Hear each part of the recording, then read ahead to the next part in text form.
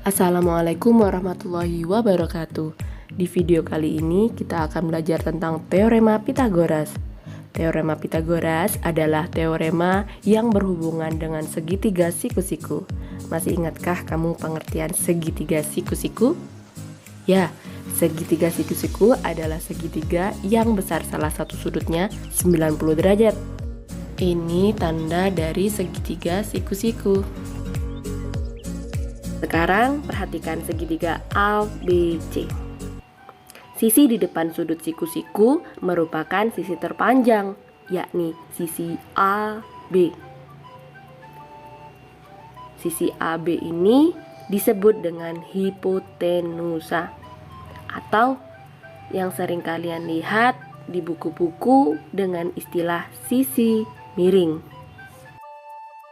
Sedangkan sisi BC dan sisi AC adalah sisi yang membentuk sudut siku-siku, dinamakan sisi siku-siku. Nah, sekarang kita tulis bentuk umum dari dalil Pythagoras. Untuk mempermudah menulis dalil Pythagoras, kita tulis simbol A kecil di depan sudut A, kemudian C kecil untuk di depan sudut C, dan B kecil di depan sudut B, ya. Perwakilan dari sisi untuk mempermudah menulis dalil Pythagoras. Oke. C ini berarti kita mencari hipotenusa. C kuadrat sama dengan A kuadrat ditambah B kuadrat, atau bisa kita tulis dengan sisi AB kuadrat sama dengan sisi BC kuadrat ditambah sisi AC kuadrat. Ini adalah bentuk umum dari dalil Pythagoras. Mengerti ya sekarang? Selanjutnya, suatu segitiga itu merupakan segitiga lancip, segitiga tumpul, atau segitiga siku-siku. Nih, segitiga ABC. Ini sisi ABC.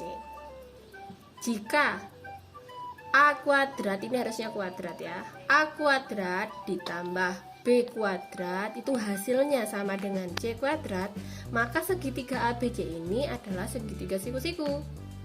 Nah, kedua, jika A kuadrat ditambah B kuadrat hasilnya itu lebih dari C kuadrat, maka segitiga ABC ini adalah segitiga lancip.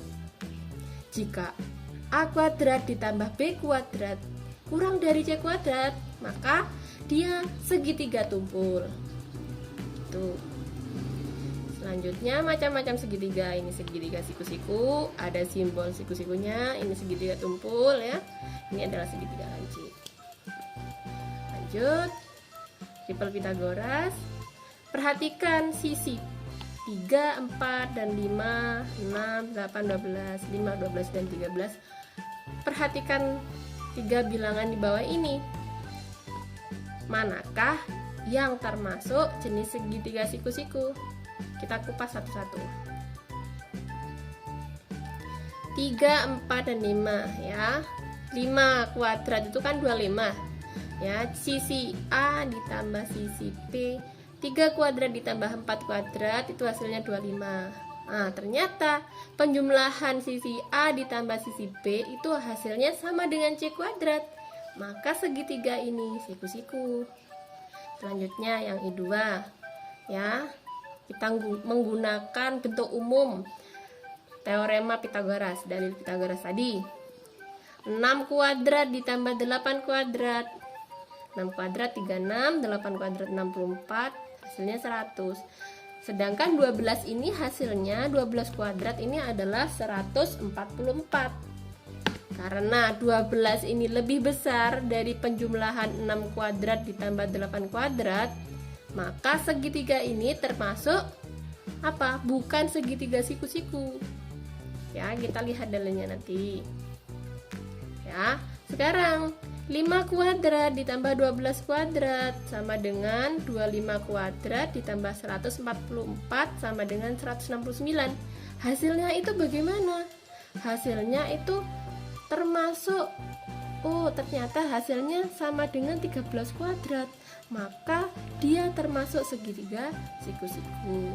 Sehingga yang disebut dengan triple Pythagoras adalah I1 dengan I3. Ya. Sehingga triple Pythagoras ini bisa kalian pause ini ya. Lanjut kalian baca ini. Sekarang perhatikan 3 soal ini. Pause dan catat 3 soal, kemudian kita bahas ya. Baik, kita mulai soal yang pertama ya. Perhatikan gambar di samping ini. Berapakah panjang hipotenusanya? Kita akan tulis bagaimana caranya. Baik, kita tulis ya. Sisi BC berapakah? BC kuadrat sama dengan AB kuadrat ditambah AC kuadrat. Kita tulis BC kuadrat sama dengan sisi AB berapa? 7 kuadrat ditambah 24 kuadrat. Maka BC kuadrat sama dengan 49 ditambah 576. BC kuadrat sama dengan hasilnya adalah 625. Sehingga BC sama dengan akar dari 625. BC sama dengan 25. Maka ketemu hasil dari hipotenusanya atau sisi miringnya sama dengan 25 cm. Nah, mudah kan?